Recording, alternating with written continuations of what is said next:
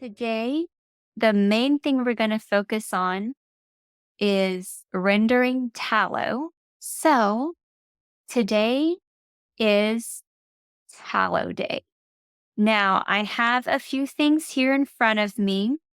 If you are able to, I recommend buying your beef or your lamb or your pork in bulk because it does save money and you get a lot of extras, like the things that people don't normally ask for, like maybe your pig's feet, the organs, and things like that. Those are a little bit cheaper. But today, one of those things is tallow. You get a ton of fat. Like this is one of 4 bags that I got from my cow that we got a half cow. And I already used a portion of this to show you the finished product. This is all beef fat. So let's see. Now, the cool thing about tallow, if you're able to tolerate it, I highly recommend that you eat it. But if you can't tolerate it, it's no rush. This isn't a must have, but it's just another good source of animal fat for you. Now, depending on your energy level and how much you want to do in a day, you can take this bag, divide it into fours, and freeze it. You don't have to do all of this at once unless you really love tallow or if you have all the energy. Like for me, I'm not going to do all of this in one day. Just to give you an idea, because it is a lot of chopping. I'm just going to do a portion of this because y'all don't need to watch me chop the entire course. So I'm just going to pull off some bits, and this is gone. So I'm just going to, just so you can see what it kind of looks like. It comes off in strips here. Here's one piece.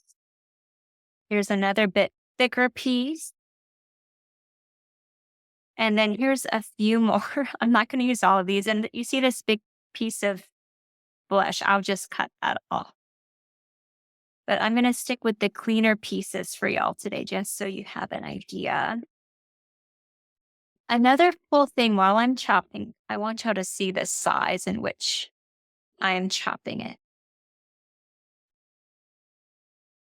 Even if you don't like to eat it or put it in your soups or your stocks, it's really good for body care. It's a really good lotion. It's very moisturizing. You can use it for that. So here's some pieces that I could render. And just to take note, whenever we render the tallow, we want to do low and slow. So the temperature, I know we're in different parts of the world. Here in America, it is 200 to 250 degrees Celsius is what I run it at. And it can be done at that temperature for about 3 to 6 hours. I know that's loose, but I'll show you why in just a moment. So if your chunks are bigger, it'll take longer. And if your chunks are smaller, it won't take as long. It is rather easy to cut when it's thawed. So I'm just going to put that in my little glass dish here. You don't want to like overpack it.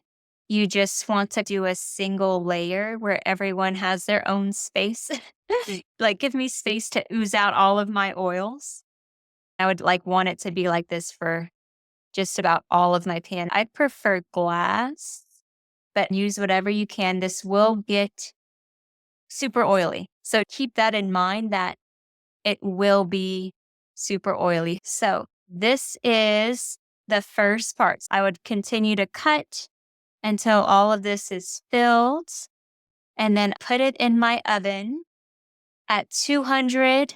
Well, today I did about 225 from 6 to 11. So I did that for 5 hours. That was 220 degrees Fahrenheit for 5 hours. And you just kind of let it go. And I'm going to show you my finished product. I'm going to set these to the side. Okay, it's not hot anymore. This is the finished product. Do y'all see how it's kind of oily? It's moving all around.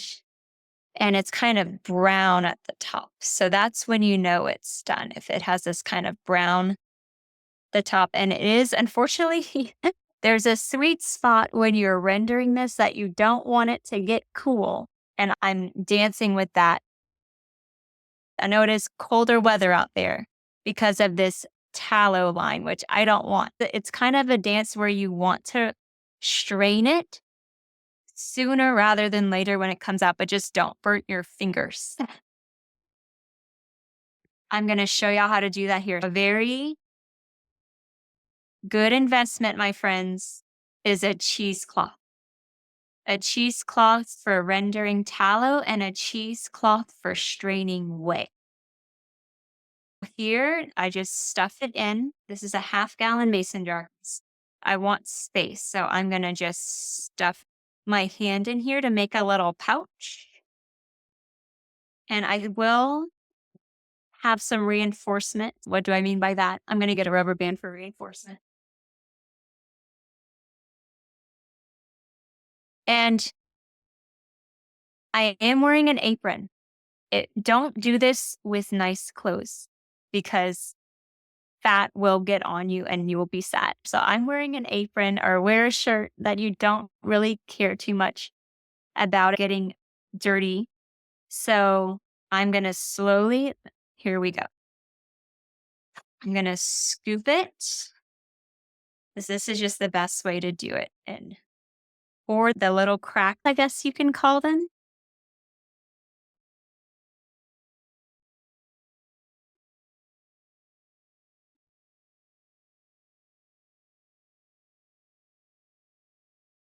These things can hold a lot.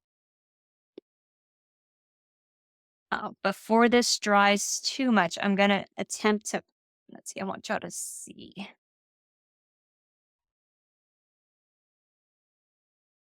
Now, if it does solidify, it's not a problem. All you have to do is stick it back in the oven or near a warm space for a little bit, and it'll reliquefy. Here comes the fun part.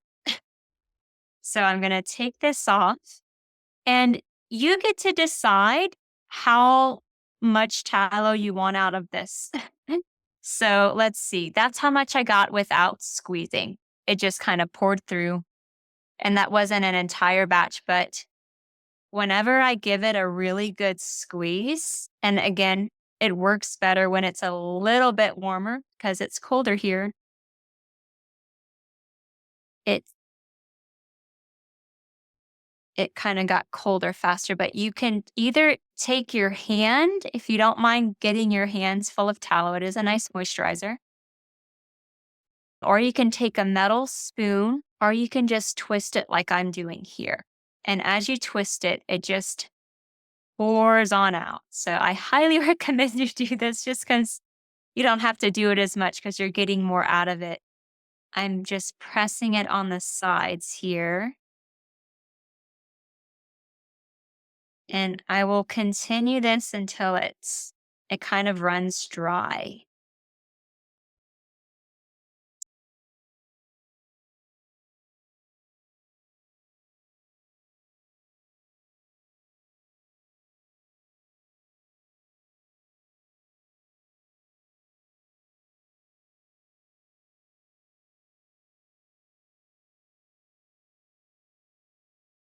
That's all. This is how small it can get. I put several spoonfuls of the fat and the tallow in. And if I wanted to really, I can go at this and get more out of this, but I'm not going to do that right now. Let's see. And there is more. So you might be asking what to do with the little pieces inside, the leftovers. I don't know what to do with them yet. I just freeze them. I'm sure there's a recipe out there somewhere for them. I really love like learning like how do you use like the cracklins as we call them down here. They're just kind of they turn into this kind of mush. So I either toss them or I freeze them, but whatever you want to do. Let me just show y'all how much this made and it is a bit of a mess, but this is a half-gallon jar. So there's all this on top, and then there's this at the bottom. Now, if you love tallow, I recommend you do it just like a big batch at once. But if you don't, you could put this in a smaller jar, and this might last you a month or two. And then, because this is like, it's full of beef fat, I don't recommend putting this in your washing machine. What I do is I get a really hot bowl of water and I'll swish it around in there a few times just to like loosen up all of the fat before washing it.